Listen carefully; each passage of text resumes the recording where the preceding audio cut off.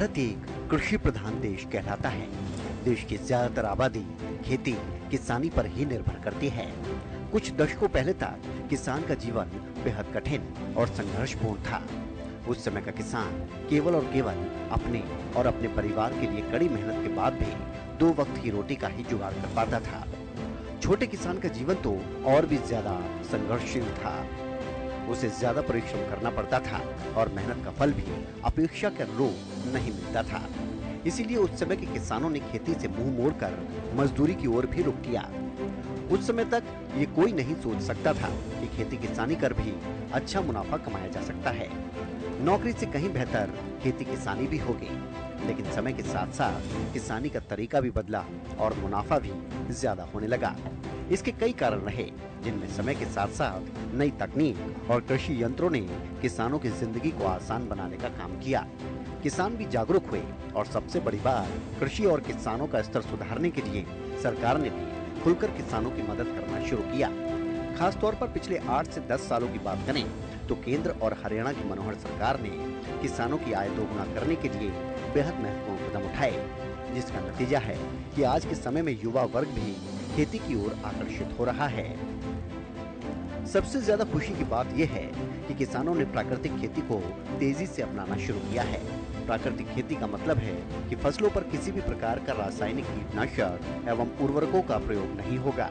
सिर्फ प्रकृति के दौरान निर्मित उर्वरक और अन्य पेड़ पौधों के पत्ते, खाद एवं जैविक कीटनाशक उपयोग में लाया जाता है। ये एक प्रकार से विविध प्रकार की कृषि प्रणाली है जो फसलों और जीव जंतुओं को साथ ही पेड़ों को भी एकीकृत करके रखती है। प्राकृतिक खेती कृषि की प्राचीन पद्धति है। ये भूमि के प्राकृतिक स्वरूप को बनाए रखती है। प्राकृतिक खेती में रासायनिक उर्वरकों और कीटनाशकों को बिल्कुल भी प्रयोग नहीं कर सकते, बल्कि प्रकृति में आसानी से उपलब्ध होने वाले प्राकृतिक तत्वों तथा जीवाणुओं के उपयोग से खेती की जाती है। ये पद्धति पर्यावरण के अनुकूल है तथा फसलों की लागत कम करने में कारगर है। प्राकृतिक खेती में जीवामृत, घन जीवामृत और बीजामृत का उपयोग पौधों को पोषक तत्व प्रदान करने के लिए किया जाता है। इसका उपयोग फसलों पर घोल के छिड़काव अथवा सिंचाई के पानी के साथ में किया जाता है। प्राकृतिक खेती में कीटनाशकों के रूप में नीमास्त्र, ब्रह्मास्त्र, अग्नेयास्त्र, सोडास्त्र, दशापटनी, नीम पेस्ट, गौमूत्र का इस्तेमाल किया जाता है। पिछले कई वर्षों से रासायनिक कीटनाशकों का प्रयोग फसलों पर करते आ रहे हैं, जिससे मिट्टी की उर्वरक शक्ति खत्म हो चुकी है एवं भूमि के प्राकृतिक स्वरूप में भी बदलाव हो रहे हैं, जो किसानों के लिए काफी नुकसानदायक है। रासायनिक कीटनाशकों के प्रयोग से जल प्रदूषण, वायु प्रदूषण, मृदा प्रदूषण प्रतिदिन बढ़ रहा है। किसान की फसल पैदावार कमाई का आधा हिस्सा रासायनिक उर्वरक और कीटनाशक खरीदने में चला जाता है, क्योंकि रासायनिक कीटनाशक काफी महंगे होते हैं। ऐसे में आज के समय में हजारों किसान प्राकृतिक खेती ही कर रहे हैं, साथ ही बड़ा और मोटा मुनाफा कमा रहे हैं। इन्हीं में से एक प्रगतिशील किसान हैं हरियाणा के पृथला विधानसभा के मोहना गांव के जितेंद्र कुमार, जो नेचुरल खेती, बागवानी, मधुमक्खी पालन करके डबल मुनाफा कमा रहे हैं। फिलहाल उन्होंने भिंडी, घिया, पेठा की खेती की हुई है और लगातार उनको अपने हाथ से खाद बनाकर उसमें डालते हैं। जितेंद्र कुमार का कहना है कि उन्हें नॉर्मल खेती में कोई मुनाफा होता नजर नहीं आया, जिसके चलते उन्होंने ऑर्गेनिक खेती करने का निर्णय लिया। साथ ही साथ उन्होंने बागवानी भी लगाई, जिसमें सरकार द्वारा उन्हें सब्सिडी देकर पूरा सहयोग किया गया। बागवानी के साथ साथ प्रगतिशील किसान जितेंद्र कुमार मधुमक्खी पालन भी करते हैं। उन्होंने बताया कि सरकार द्वारा मधुमक्खी पालन में भी अच्छी खासी सब्सिडी मिलती है और मुनाफा भी अच्छा कमा लेते हैं। उनका पूरा जीवन खेती में ही गुजरा है। उनको लगता है कि ऑर्गेनिक खेती करने के बहुत सारे फायदे हैं। ऑर्गेनिक खेती करने से जहां जमीन को भी दुष्प्रभावों से बचाया जा सकता है, तो वहीं दूसरी तरफ उस जमीन पर उगाई गई फसल लोगों की सेहत के लिए भी काफी फायदेमंद होती है। इसके अलावा उन्होंने बताया कि पहले उन्होंने मशरूम व अन्य खेती करके काफी पैसा कमाया था और आज भिंडी और घिया की फसल ऑर्गेनिक तरीके से वो कर रहे हैं। प्रगतिशील किसान जितेंद्र कुमार ने ये भी बताया कि वो बहुत सालों से सरकार की उन योजनाओं का लाभ उठा रहे हैं। उसके साथ साथ वो और भी किसानों को ऑर्गेनिक खेती, बागवानी जैसे कामों के लिए प्रेरित कर रहे हैं। मैं हॉर्टिकल्चर क्रॉप में सीजनेबल सब्जी करता हूँ और नेचुरल फार्मिंग करता हूँ। बागवानी भी करता हूँ। बागवानी के ज़्यादातर मैंने पेड़ लगाए हुए हैं। जैसे मेरे पास फ़िलहाल किन्नू है, नींबू है, अमरूद है और आपका आड़ू है। सेब के पेड़ भी मैंने लगाए हुए हैं। मैं खुद अपनी मार्केटिंग खुद करता हूँ और इसके साथ में नेचुरल फार्मिंग में मैं सीजनेबल सारी सब्ज़ी लगाता हूँ। इस समय अगर सब्ज़ी की बात की जाए तो मेरे पास में परमल है, करेला है, घिया गोल है, घिया लंबा है, तोरई है, पेठा है, भिंडी है और आपकी हल्दी भी मैंने लगाई हुई है इस समय। ये सारी फसल इस समय मेरी अपनी फसल है। देखिए, जो गेहूँ और धान की जो फसल होती है उसमें आजकल कॉस्ट बहुत ज़्यादा बढ़ रही है।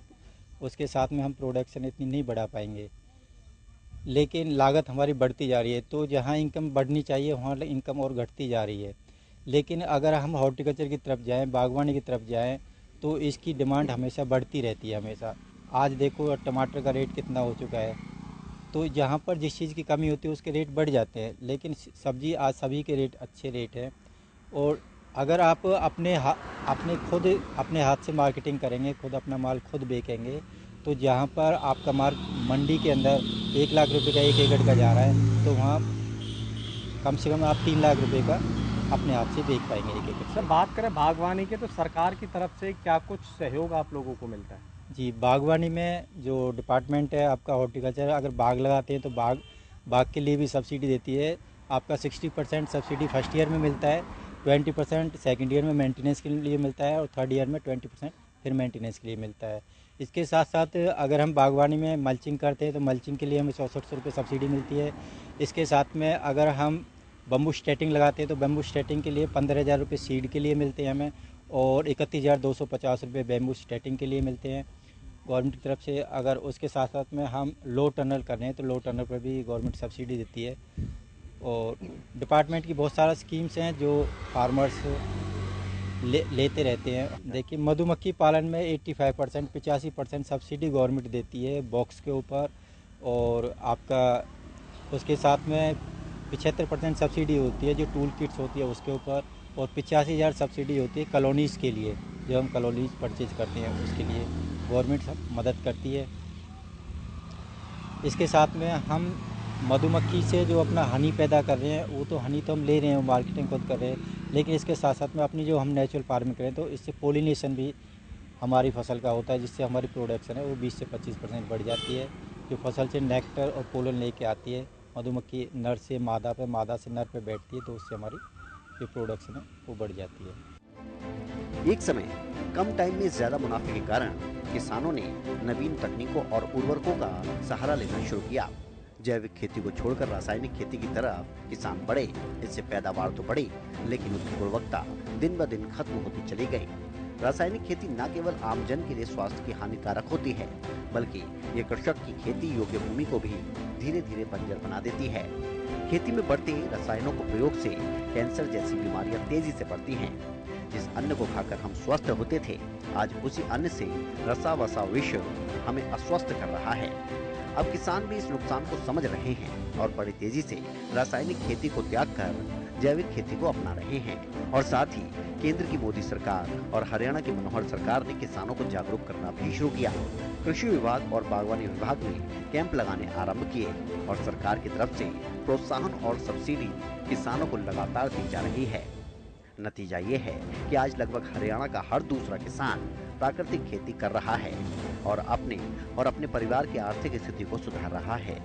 प्रगतिशील किसान जितेंद्र कुमार आज न सिर्फ खुद बल्कि दूसरे किसानों को भी प्रेरित करने का काम कर रहे हैं। यही कारण है कि उनके क्षेत्र में सैकड़ों किसान प्राकृतिक खेती को अपना रहे हैं और कर भी रहे हैं।